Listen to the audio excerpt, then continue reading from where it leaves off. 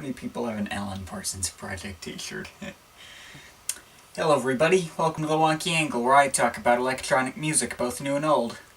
And today, I'm going to be talking about the third album from Deadmau5, Random Album Title. So, after the experimental menagerie of Get Scraped and the formula foundations established on Vexillology, Deadmau5 just hit the jackpot for his third album and became a dance music superstar. So much so that for some reason I see a lot of people forget those first two albums even happened.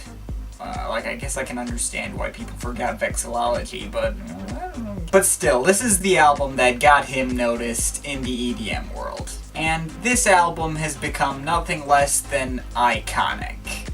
A favorite from EDM fans all over.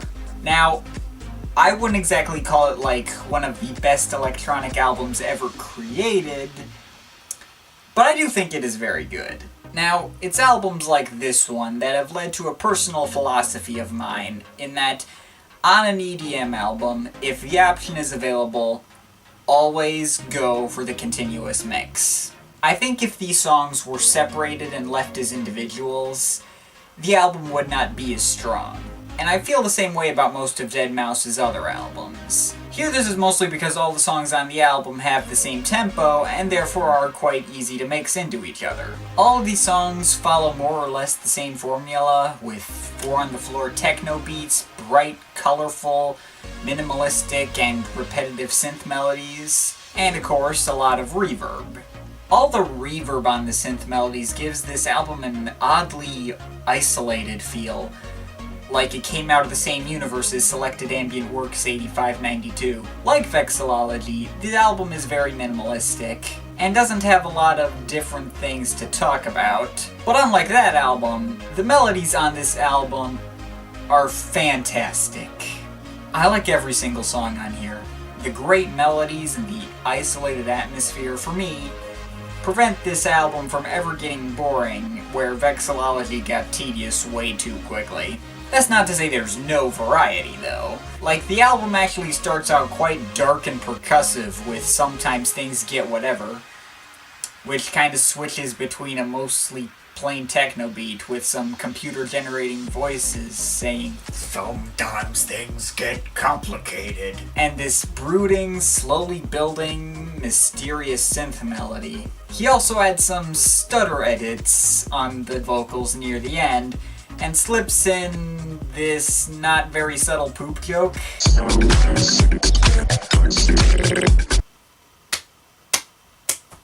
Anyway, Complications has a more atonal melody, with some occasional sound effects from a heart monitor. Then Slip, which is much more upfront with its melody, named after its rhythm line that keeps falling out of sync with the beat.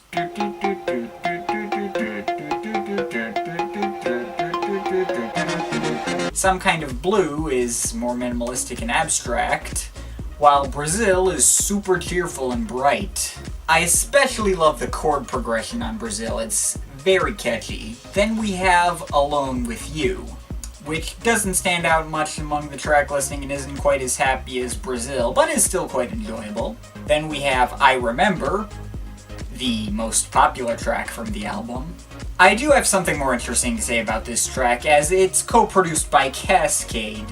When I first heard this song, I thought Cascade was the vocalist, but allow me to warn you all, save yourself the embarrassment and do not make that same mistake. Cascade is actually a very talented and quite underrated producer in his own right, and this song is just as much his as it is Deadmau5's. As I mentioned in my review of his Automatic album, Cascade is a producer that generally works with many female vocalists, and tends to produce more of his own style of subtle and laid-back EDM. This song may employ the same minimalistic style that Deadmau5 uses throughout the album, but it fits just as well in Cascade's lineup thanks to the soft and subtle vocals from Hailey Gibby. Some might complain that I Remember is too long for its own good at 9 minutes without a ton of progression, but honestly, I've never gotten sick of it.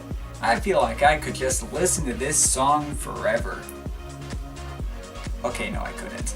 But I say its 9-minute length is justified. Next up is Faxing Berlin, which is disappointingly short. I love the piano intro and wish it had gone on longer, but the piano goes away after 1.5 minutes, and the remaining song only goes on for like 2.5 minutes, despite the fact that the original mix of the song goes on for a good 8 minutes. Even when you combine the intro and the main song into one track like I did on my iPod, it's still the shortest track on the album at like 4 minutes. But I'll at least give it props for making a big impression on me despite that fact. Then there's Not Exactly, which admittedly doesn't stand out a whole lot to me, but people seem to really like this one a lot. I suppose for me it has the disadvantage of being in between two more memorable tracks, the above mentioned Faxing Berlin and of course the next track Arguru, but I suppose it also helps that Not Exactly was also a single released before the album or something. But yeah, that song's good, but not one of my favorites. Anyway, Arguru is named after the late FL Studio programmer who had the same nickname. Like Faxing Berlin, Arguru starts out with an awesome, catchy piano intro before having its melody taken over by the usual synthesizers for the rest of the song. Although Arguru may arguably be even catchier, albeit a bit more rough-edged and darker after the intro's done. Finally, the album ends with So There I Was, which, while catchy, admittedly doesn't stand out much for me, and kind of ends the album on a less memorable note. Again, not a bad track, I do like its very happy and cheerful atmosphere, and it's nice to have like a happy ending and all, but it does feel a touch anticlimactic to me. Overall though, despite what the album's title might have you think, I think this is a very solid and well thought out album. Sure, it's very repetitive, but its minimalistic and isolated atmosphere combined with its catchy melodies make for a highly enjoyable, albeit somewhat simplistic experience, and I give it my recommendation.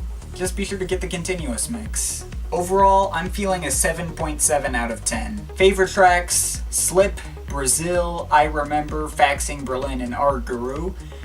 Least favorite track, Complications. Though, again, to be honest, the disparity between my favorites and my least favorites are not actually that big. Like, Complications is still a good track. But of course, this is just my opinion. You can feel free to disagree with it, and leave your thoughts on this album in the comments. Or if you have any requests that I should cover, I think I might cover a request or two after this review. Make sure to also leave that in the comments. But yeah, that's pretty much it.